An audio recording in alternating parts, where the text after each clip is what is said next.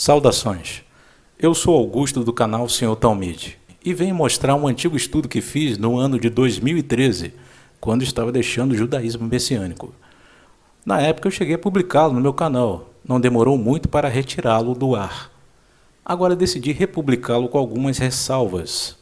Talvez seja o assunto mais polêmico do cristianismo, pois trata de expor à luz o personagem mais injustiçado do Novo Testamento, Tiago, o Justo.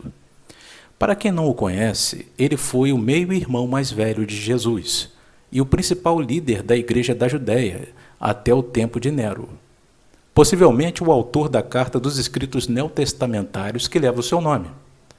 Nesse vídeo trago evidências documentais extrabíblicas da patrística, como Jerônimo citando Egésipo, um manuscrito atribuído a Clemente I de Roma. Explico o porquê Tiago foi relegado a segundo plano pela Igreja. Primeiro, será que ele foi fruto de um casamento anterior de José, segundo diz a tradição da Igreja Oriental? Segundo, Tiago era discípulo do irmão?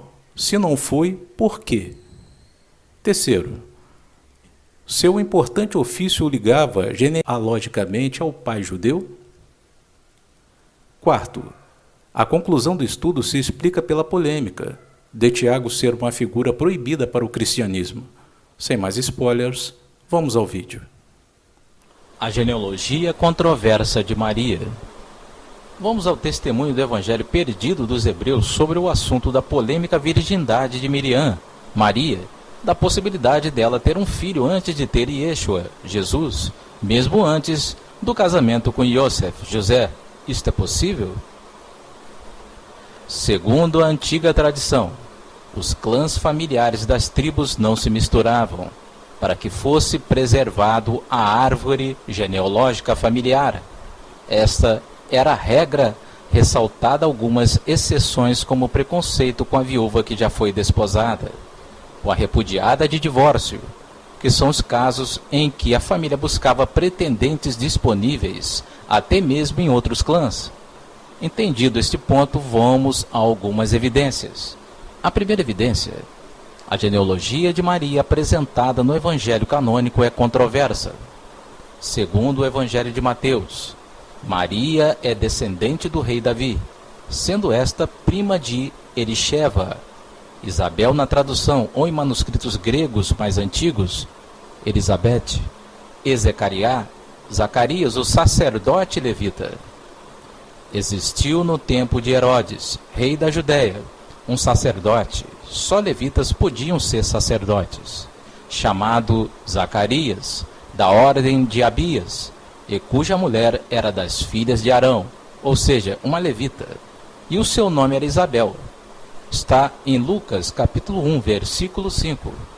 E eis que também Isabel, tua prima, ou seja, de Maria, concebeu um filho em sua velhice. E é este o 6º mês para aquela que era chamada estéril, porque para Deus nada é impossível. Consta em Lucas, capítulo 1, versículo de 36 a 37. Então concluímos por esse trecho que Maria era de clã levita, sendo esta por dedução da casa de Arão. Exclui-se a possibilidade de pertencer à casa de Davi, clã real de Judá. A segunda evidência: Yeshua Jesus tem o DNA de Deus, nascendo direto dele, o que exclui Yosef, José, que poderia atestar sua genealogia como da casa de Davi. Sobre isso, vejamos o que diz a referência de McClintock e Strong. É bem conhecido que os judeus, ao elaborarem suas tabelas genealógicas, levam em conta apenas os varões, rejeitando o nome da filha quando o sangue do avô era transmitido ao neto por uma filha, e contando o marido desta filha em lugar do filho do avô materno. A referência que ele dá está em Números, capítulo 26, versículo 33. McClintock e Strong, Cyclopedia. Aqui está a referência bibliográfica para quem quiser consultar. Excluindo a genealogia, José nos textos dos evangelhos é apontado como legitimamente da casa de Davi, enquanto Maria não é citada em nenhum ponto como da descendência real davídica. Este primeiro alistamento foi feito sendo Quirino presidente da Síria, e todos iam alistar-se, cada um à sua própria cidade.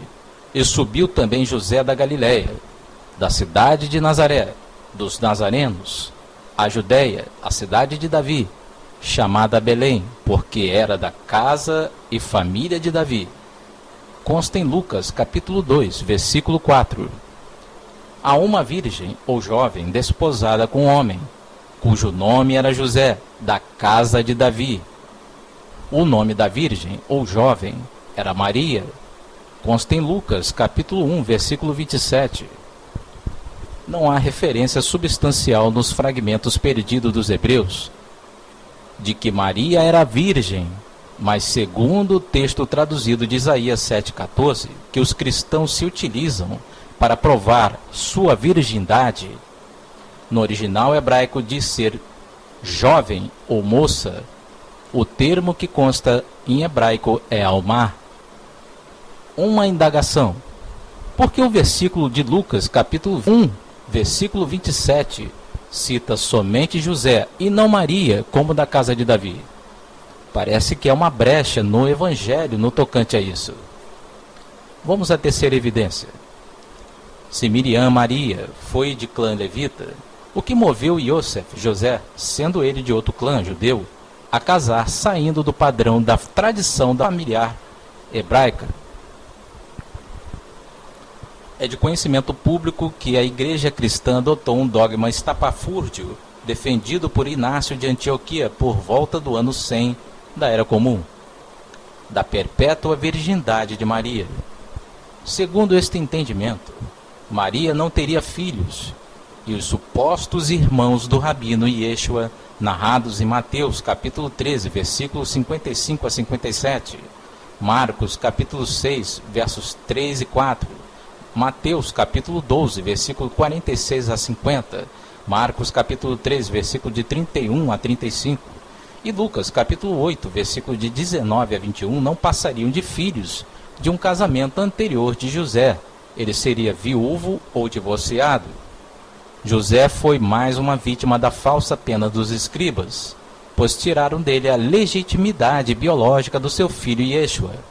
E de quebra, os pais católicos transformaram ele numa espécie de eunuco. Para que Maria tivesse a sua teórica virgindade perpétua, ele nunca teria tocado em sua mulher. Peraí, sua mulher? Segundo as tradições antigas, para que de fato se consumasse o casamento, teria que haver as núpcias, o ato sexual, em que o macho e fêmea se tornam um só. Consta em Gênesis capítulo 2, versículo 24. Então, teoricamente, José nunca tomou Maria como sua mulher. Na verdade, a idolatria cristã transformou Maria em mulher de Deus, o que é um absurdo. Vejamos a tese de Inácio de Antioquia do século II. E permanecem ocultos ao príncipe deste mundo a virgindade de Maria e seu parto, bem como a morte do Senhor, 3 mistérios de clamor, realizados no silêncio de Deus. Inácio, na sua carta aos Efésios, na página 644. Inácio prossegue: a verdade é que o nosso Deus Jesus, ou Jesus, o ungido, foi concebido de Maria segundo a economia divina. Nasceu da estirpe de Davi, mas também do Espírito Santo. Inácio conclui na sua carta aos Efésios, na mesma página 644. Pergunta: de que jeito ele seria da estirpe de Davi, ou seja, da linhagem, sendo fruto, filho do Espírito Santo? Não faz sentido, ou uma coisa ou outra. Por isso é impossível provar esse Jesus Cristo cristão como Messias previsto na Tanar, ou no que eles dizem ser o Velho Testamento. E veja a idolatria precoce do cristianismo através de Inácio. Ele usa a expressão nosso Deus para se dirigir a Jesus. Esse entendimento é justificado no Novo Testamento, ou Brit Hadashah, em trechos como 2 Pedro, capítulo 1, versículo 2. Aqui temos o exemplo no texto Receptus, em grego. A expressão theos, que quer dizer Deus, a tradução consta a seguinte expressão: Simão Pedro, servo e apóstolo de Jesus Cristo, ao que conosco alcançaram fé preciosa na justiça do nosso Deus e Salvador Jesus Cristo. Pergunta aos unicistas: cristãos que não creem em Trindade dizem ser monoteístas. Como pode seu Deus ser homem? Ou é homem, mediador ou Deus? Verifique você mesmo essa teologia confusa do cristianismo em 1 Timóteo, capítulo 2, versículo 5. Vamos continuar a nossa linha de raciocínio. A quarta evidência: entretanto, se fosse ao contrário, se Maria tivesse algum filho antes do casamento com José. Há argumentos que podem sustentar essa versão. E que Yaakov Hatzadik, Tiago Justo, seria o meio-irmão mais velho do Rabino Yeshua, filho de um outro casamento, segundo conta a Igreja Cristã Ortodoxa do Oriente. Pelo menos 2 dos irmãos do Rabino Yeshua, Tiago e Judas, foram importantes líderes, roshins congregacionais. A questão é, por conta do dogma da perpétua virgindade de Maria, Tiago acabou sendo filho do primeiro casamento de José, não de Maria, o que seria inconcebível para a Igreja Católica. E Yeshua então seria o primogênito, o primeiro filho do casamento de José com Maria. A evidência 4.1, testemunho paulino do parentesco sanguíneo de Tiago, o justo. Está em Gálatas capítulo 1, versículo 18 a 20. Também se encontra em 1 Coríntios, capítulo 9, versículo 5, a expressão irmãos do Senhor, fazendo referência a Tiago e Judas. A evidência 4.2, uma epígrafe na Peshita siríaca da Epístola de Tiago, nos diz o parentesco sanguíneo com o Rabino Yeshua. Assim diz a seguinte expressão, traduzido direto do siríaco: esta é a carta de Santiago, Mar Yaakov, ou Jacó, conhecido como Justo, Yaakov Hatzadik. Ele era o irmão sanguíneo de Nosso Senhor e foi bispo da igreja de Jerusalém. Devido ao estilo da carta, provavelmente se dedicava aos judeus crentes esta carta. Para este trabalho, foi usado principalmente o manuscrito Carraburis como texto base. Aqui está o endereço eletrônico para quem quiser consultar. A evidência 4.3. O historiador judeu Flávio Joséfo também testifica do irmão do Rabino Yeshua, Yaakov, também dito Tiago. Assim diz a seguinte expressão: ele aproveitou o tempo da morte de Festo, e Albino ainda não tinha chegado, para reunir um conselho diante do qual fez comparecer Yaakov, irmão de Yeshua, chamado o Ungido, e alguns outros, e acusou-os de terem desobedecido a Torá, e os condenou ao apedrejamento. Assim diz Flávio Joséfo, na sua obra Antiguidades Judaicas. Aqui está a referência bibliográfica para quem quiser consultar. A evidência 4.4.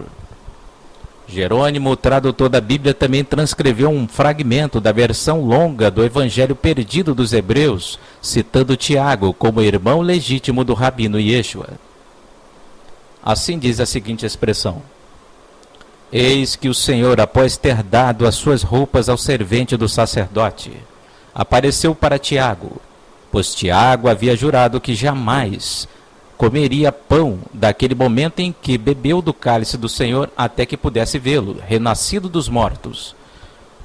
Um pouco depois, o Senhor disse: traga uma mesa e pão.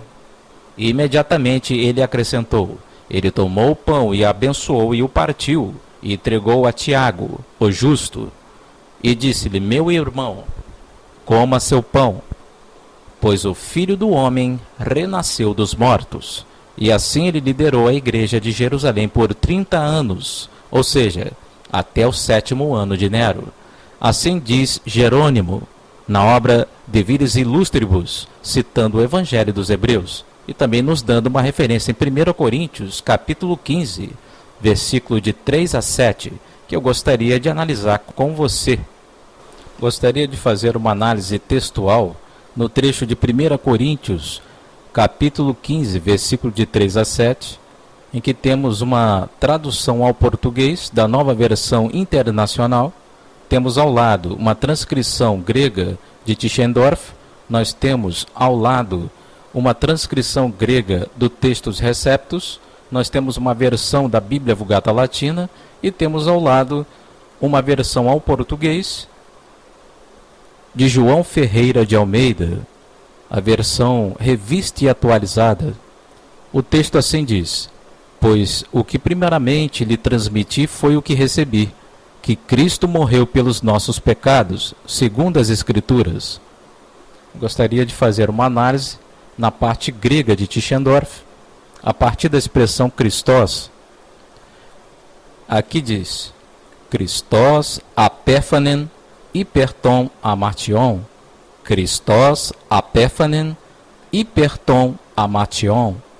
A expressão em grega amártia aqui pode ser traduzido como pecado, como aqui vemos também no dicionário abaixo, pode ser traduzido por erros, falhas. Então, a expressão traduzida, ela é dita: Cristo morreu pelos nossos erros. O benjamita Shaul, também conhecido como Paulo, explica que Cristo morreu pelos nossos erros ou pecados. Na verdade, ele está se referindo aos erros dos judeus, que por rejeitarem Yeshua como Messias, o sentenciaram à morte. Ao contrário do que a maioria pensa, a frase não sugere que Yeshua teria morrido para pagar os pecados da humanidade, o que é anti-escriturário e anti-judaico. Como já foi dito, a referência de Deuteronômio, capítulo 24, versículo 16, ali reza que ninguém irá pagar pelos pecados dos outros, mas cada um irá pagar pelo seu próprio pecado. A análise gramatical confere a contração da preposição por, mais o artigo definido o, sugere a seguinte expressão: por consequência dos nossos erros. Erros dos judeus que fizeram com que Yeshua morresse. Paulo termina o verso 3, aqui na parte grega, dizendo: de acordo com o escrito, ou a escrita, ou mesmo a escritura. É preciso saber que escritura é essa. Com certeza não é a Sagrada Escritura ou Tanar. Se você estiver pensando na referência Isaías 53, pode esquecer. Pois o texto original hebraico não fala de um personagem que os cristãos dizem ser Jesus, mas a narrativa do texto diz ser Israel, o servo sofredor. Este, como outros trechos traduzidos da Tanar ou Velho Testamento, foram adulterados para se harmonizarem com a visão teológica cristã. Este não é o assunto aqui, mas em uma análise gramatical na fonte hebraica, foi mudado o pronome pessoal reto na terceira pessoa do plural, eles, apontando para o povo Israel, para ele, no singular, propositalmente, para poder justificar a pessoa que seria de Jesus, sem falar na mudança do sentido original do texto. Foi assim que foi feito na tradução para o português e outras línguas do texto grego da Septuaginta, infelizmente. Talvez Paulo aqui esteja se referindo ao evangelho perdido dos hebreus, em que Mateus faz a narrativa da morte de Yeshua. Agora, vamos ver se isso é verdade no verso 4. Então, vamos ler aqui o verso 4. Exatamente o texto reza: foi sepultado e ressuscitou o terceiro dia, segundo as Escrituras. Aqui fica mais claro do que Paulo está falando. Em nenhuma parte da Tanar você vê essa referência de um sepultamento e ressurreição ao terceiro dia. Então ele está fazendo referência ao que foi escrito no Evangelho de Mateus realmente. O versículo 5 nós temos uma outra parte controversa. Exatamente, nós vamos ler aqui. Ele disse assim: e apareceu a Pedro e depois aos 12. Nós sabemos que depois da morte e ressurreição de Yeshua, Judas já havia morrido. Então não seria 12, mas 11. Então Paulo está querendo dizer aqui que um dos 12 é o próprio Tiago, o justo, o meio-irmão mais velho de Yeshua.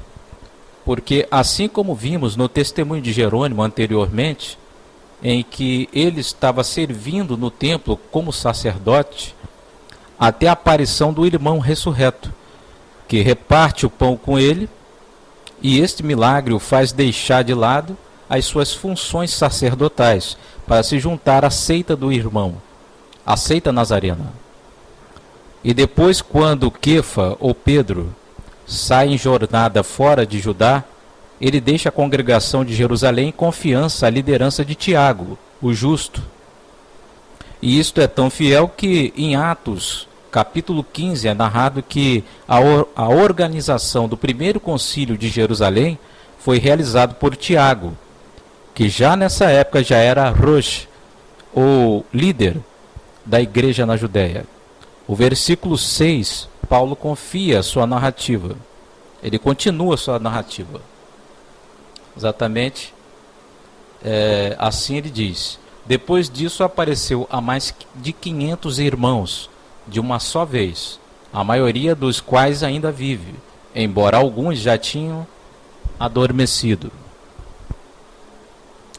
Então Paulo, continuando no versículo 7, ele diz: depois apareceu a Tiago, e então a todos os apóstolos. Então ele confirma Tiago como um que foi adicionado posteriormente aos 11. O que pode resolver essa questão é levantarmos alguma prova documental sobre a linhagem familiar. Veja, há um documento que atesta que Yaakov Hatzadik, Tiago Justo, não era da descendência sanguínea davídica, com base na lógica acima apresentada de que Maria era da casa de Arão, de linhagem levítica. Tem um testemunho histórico transcrito por Jerônimo, tradutor da Bíblia. Assim se expressa Jerônimo: após os apóstolos, Tiago, irmão do Senhor, chamado Justo, foi feito líder da igreja de Jerusalém. Muitos de fato são chamados de Tiago. Este era sagrado desde o útero da sua mãe, Maria. Ele não bebia vinho ou bebida alcoólica, não comia carne e nunca se barbeava ou se ungia com cremes ou se banhava. Ele apenas teve o privilégio de entrar no Santo dos Santos, pois ele de fato não vestia roupas de algodão, apenas de linho, e entrou sozinho no templo, e orou tanto por seu povo, que seus joelhos têm a fama de terem adquirido a aspereza dos de um camelo. Assim disse Jerônimo na obra de Vires Illustribus, citando Egésipo. Somente sumos sacerdotes levitas tinham autoridade pela Torá de entrar no Kodesh HaKadoshim, o Santo dos Santos, no Beit HaMikdash, o templo, lugar onde se abre as zarabot, janelas, para o lugar da arca do pacto celestial, sem que fosse fulminado por Adonai. A referência está em Números, capítulo 4, versículo de 15 a 20, 1 Crônicas, capítulo 13, versículo de 7 a 10. Tiago, o justo, não pode ser confundido com Yaakov bar Zavadai, ou Tiago maior, filho de Zebedeu. A referência está em Mateus, capítulo 10, versículo de 2 a 4. Muito menos com Yaakov bar Halfai, ou Tiago, o menor, filho de Alfeu. A referência se encontra em Atos, capítulo 1, versículo 13. Ambos foram discípulos. Tiago, o justo, não seguiu o irmão, pertencendo à mesma turma de Caifás e Anás, altos sacerdotes. Dedicava-se ao ofício no templo, até a surpreendente aparição do irmão à sua frente. O milagre o fez se dedicar aos Netzarim, tornando-se um importante Rosh, o líder da Igreja de Jerusalém desde que Pedro seguiu jornada fora de Judá. Este é o testemunho de Egésipo, narrado por Jerônimo. Além desse registro constar no escrito do Pseudo Clemente, eis aí a prova de que Tiago era de linhagem levítica da casa de Arão, ou remanescente sacerdotal de Sadoc, como os saduceus, e não davídica. Daí o porquê ele não poderia ser filho de José, por herança somente a contada descendência do homem, sobretudo para assumir esse importante ofício. Maria era do mesmo clã, ou seja, parente de Isabel, a levita que casou com o sacerdote Zacarias, o que nos aponta Tiago como provável filho de Maria de um casamento anterior com um homem do mesmo clã. Portanto, sendo não mais virgem e provavelmente uma jovem viúva quando conhecer José, filho de Davi, que apenas adotou Tiago como filho. Evidência 4.5. Ainda mais provas arqueológicas de Yaakov Hatzadik, o Tiago Justo, ser o meio-irmão de sangue do Rabi Yeshua. A matéria da revista Isto É. E aqui está o endereço eletrônico para quem quiser consultar.